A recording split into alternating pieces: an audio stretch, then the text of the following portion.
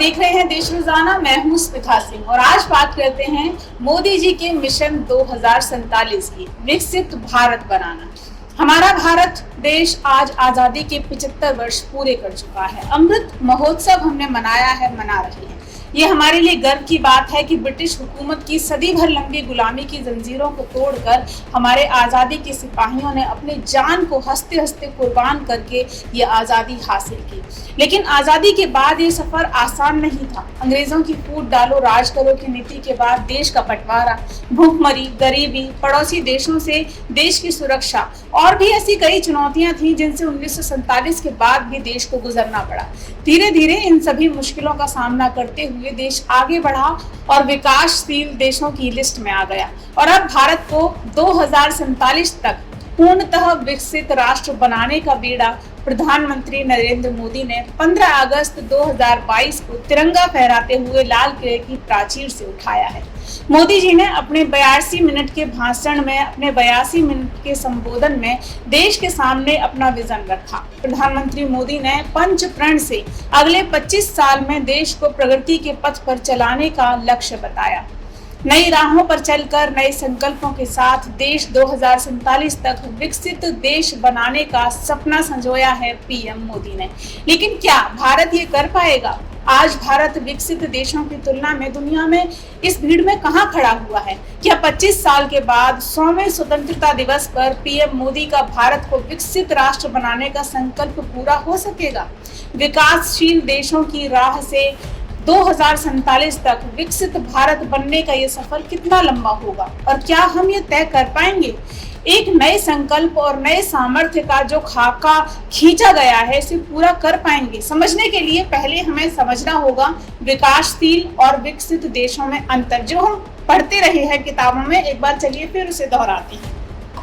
सबसे पहले सरकार और देश की आवाम को ये समझना होगा कि विकसित हो जाने का मतलब सिर्फ ये नहीं होता कि आपका जो देश है वो दुनिया के दूसरे देशों की तरह अमीर बन जाए, विज्ञान और तकनीकी के विभिन्न क्षेत्र में नए आयाम गढ़े। हाँ, किसी भी देश के विकसित होने के लिए ये सारी बातें जरूरी हैं, लेकिन इसके साथ ही ये भी जरूरी है कि देश की जनता खुशहाल हो। देश का छोटे से छोटा, बड़े से बड़ा तबका यानी हर वर्ग के लोगों को अपनी सहूलियत के हिसाब से मूलभूत सुविधाएं मिलती रहें, वो खुशहाल रहें। विकासशील देशों में उद्योग धंधे पनप रहे होते हैं, नई यानी आधुनिक टेक्नोलॉजी की थोड़ी कमी होती है, लोगों की आय भी कम होती है क्योंकि सोर्स ऑफ इनकम हेल्दी नहीं होते।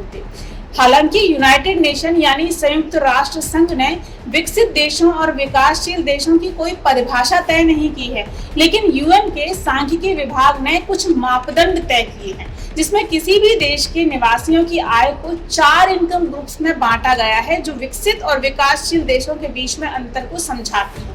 इनमें पहला पैरामीटर है हाई इनकम ग्रुप का, जिसमें प्रति व्यक्ति आय 10 लाख रुपए से अधिक होती है।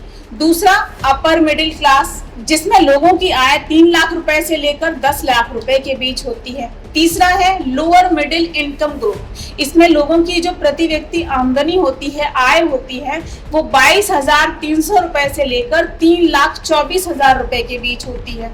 चौथा और आखिरी है लो इनकम इकोनॉमी वाले लोगों का ग्रुप, जिनकी सालाना आय, अब आपको बताते हैं आखिर भारत की जीएनआई यानी कि ग्रॉस नेशनल इनकम और दुनिया के कुछ विकसित देशों की जीएनआई यानी ग्रॉस नेशनल इनकम क्या है, जिससे आप और हम ये समझ पाएंगे कि इस दिशा में और हमें कितना आगे बढ़ना है। 2047 तक हमें किस लक्ष्य तक पहुंचना है, कितनी मेहनत वहां तक करनी है। 2021 के मुताबिक भारत की जीएनआई यानी ग्रॉस नेशनल इनकम 1.73 लाख रुपए है, जबकि 2021 के ही मुताबिक अमेरिका की जीएनआई 55.98 लाख रुपए है। इसी तरह यूके की जीएनआई 36.07 लाख, जबकि चीन की जीएनआई 9.45 लाख रुपए है। विकसित देशों की प्रति व्यक्ति आय 9.5 लाख से लेकर 12 लाख रुपए तक होनी चाहिए, जबकि भारत की प्रति व्यक्ति आय 1.45 लाख रुपए है। अगर भारत को वहां तक पहुंचना है तो उसके लिए जरूरी है कि वो इसमें लगभग 8 से 9 गुना तक की बढ़ोतरी अगले 25 सालों में कर ले। यही नहीं, देश की सकल घरेलू उत्पाद की दर, जिसे हम सामान्य तौर पर जीडीपी के नाम से जानते हैं, इसे भी विकसित और विकासशील होने के एक परिचय के रूप में माना गया है। अब समझिए कि भारत जीडीपी के मामले में देश में कहाँ खड़ा है। भारत की मौजूदा समय में जीडीपी है 3.17 ट्रिलियन डॉलर, जिसके साथ अपना देश दुनिया में छठी बड़ी अर्थव्यवस्था के रूप में खड़ा हुआ है। इसी तरह अमेरिका की जीडीपी है 23 ट्रिलियन डॉलर, इसके साथ वो दुनिया में नंबर 1 पर है।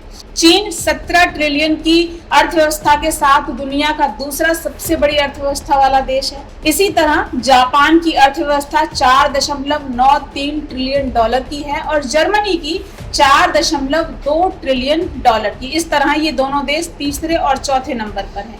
इसी तरह से अलग अलग देशों की सामाजिक स्थिति जानने के लिए जिस पैरामीटर को बनाया गया है उसे कहते हैं ह्यूमन डेवलपमेंट इंडेक्स।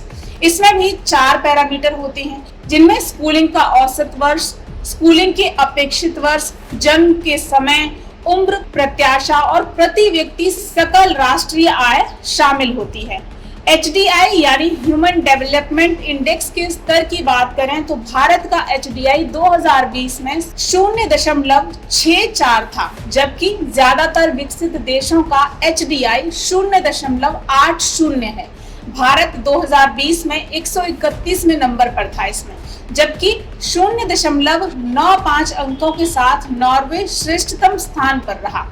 ये तो कुछ पैमाने हैं विकसित और विकासशील देशों के बीच में जो अंतर को बताते हैं। ये वो सफर है जिसे 2047 तक भारत को पूरा करना है अगर हमें एक विकसित राष्ट्र बनना है अगले 25 साल में।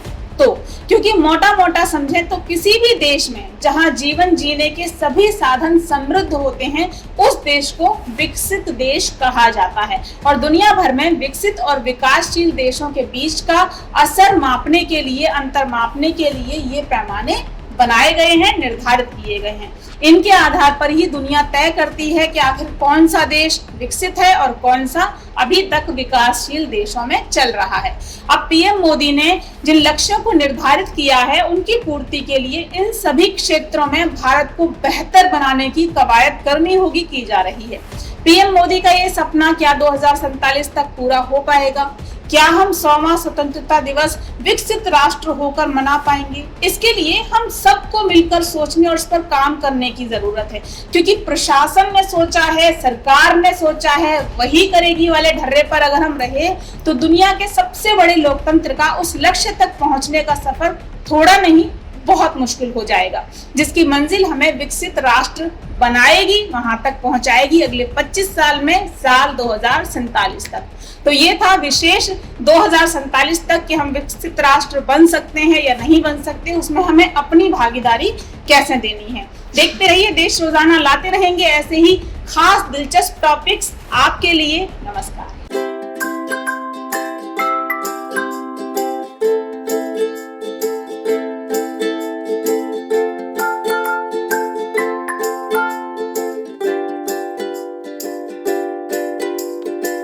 हमारे साथ जुड़े रहने के लिए देखते रहिए देश रोजाना का YouTube चैनल।